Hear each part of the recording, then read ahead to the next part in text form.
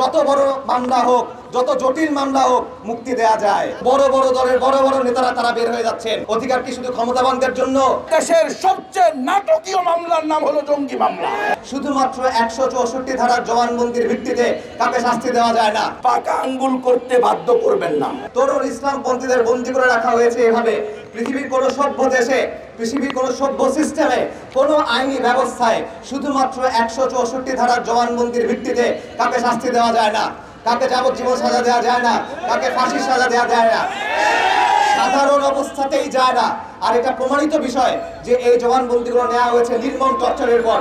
এটা আমার কথা না, আন্তর্জাতিক অপরাধ ট্রাইব্যুনালের চিফ প্রসিকিউটর অ্যাটর্নি জেনারেল তার বক্তব্যে বলেছে যে বাহিনীগুলো প্রচন্ড টর্চার করে এই বন্দীদেরকে নিয়ে গিয়ে ম্যাজিস্ট্রেটের কাছে জোর করে জবানবন্দি আদায় করেছে। তাহলে তাদের বিরুদ্ধে কোনো প্রমাণই যেখানে নাই, তাহলে সেখানে আপনারা বন্দী করে রাখছেন কিভাবে? দুঃখের বিষয়, গণঅভ্যুত্থানের পরে 1 বছর হতে চললো, কিন্তু এই মজলুমরা এখনো বন্দী, তারা এখনো নির্যাতিত। অথচ বড় বড় দলের বড় বড় নেতারা তারা বের হয়ে যাচ্ছেন। তারেক রহমান তিনি বেকসুর খালাস পেয়েছেন, লুৎফুজ্জামান বাবর বের হয়ে গেছেন, জামাত ইসলামীর নেতা মুক্ত হয়েছেন। তার মানে হলো যত বড় মামলা হোক, যত জটিল মামলা হোক, মুক্তি দেয়া যায়। তাহলে এই ভাইরা কেন মুক্তি হতে পারতেছেন না? আমরা কারো মুক্তির বিরুদ্ধে না। যদি কেউ জুলুমের শিকার হন তাহলে তাদের ন্যায় বিচার পাওয়ার হক আছে। কিন্তু প্রশ্ন হলো, অধিকার কি শুধু ক্ষমতাবানদের জন্য? ক্ষমতাবানদের জন্য, শুধু বড় বড় দলের নেতাদের জন্য? যারা দুর্বল তাদের জন্য না, ফারাবিদের জন্য না, সাইমনদের জন্য না, ওলামায়ে কেরামদের জন্য না, মজলুম ইসলামপন্থীদের জন্য না। বনী ইসরাইলের বিধান ছিল যারা দুর্বল, তারা গুনাহ করলে, তারা অপরাধ করলে তাদের উপর সাজা প্রয়োগ করতো। আর যারা ধনী তারা যখন অপরাধ করতো জরিমানা দিয়ে ছেড়ে দিত। চিন্তা করে দেখেন, আমাদের দেশে আওয়ামী লীগের লোকজন তারা বহাল তবিয়তে ঘুরে বেড়াচ্ছে। আব্দুল হামিদ খান প্রটোকল নিয়ে দেশ থেকে বের হয়ে গেল, তারেক সিদ্দিকে বের হয়ে গেল, ওবায়দুল কাদের বের হয়ে গেল, আরাফাত বের হয়ে গেল।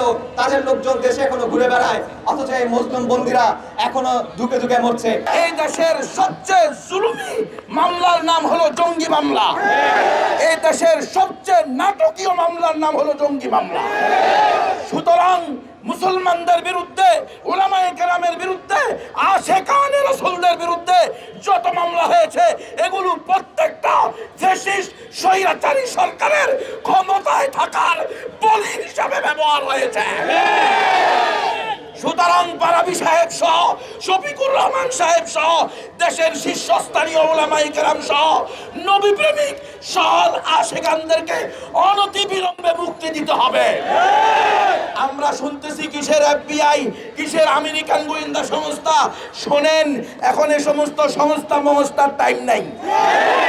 উম্মাহ এখন একত্রিত হয়েছে, ঐক্যবদ্ধ হয়েছে ইসলামের বিরুদ্ধে, মুসলমানের বিরুদ্ধে, মানবতার বিরুদ্ধে যে কোনো অপতৎপরতা উম্মাহ রুখে দিবে ইনশাআল্লাহ।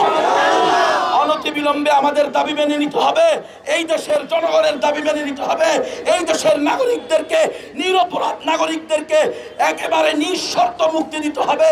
যাদেরকে অন্যায়ভাবে ফাঁসিতে ঝুলিয়ে হয়েছে তাদের এই অন্যায় ফাঁসি দেওয়ার কারণে ফ্যাসিস্ট সরকারের ফাঁসি হতে হবে।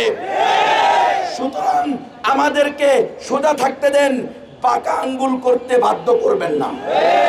সোজা কথায় কাজ হইলে ভালো, অন্যথায় কিভাবে অধিকার আদায় করতে হয় এই দেশের জনগণ ঠিক মতো জানে, ঠিক নয় কি?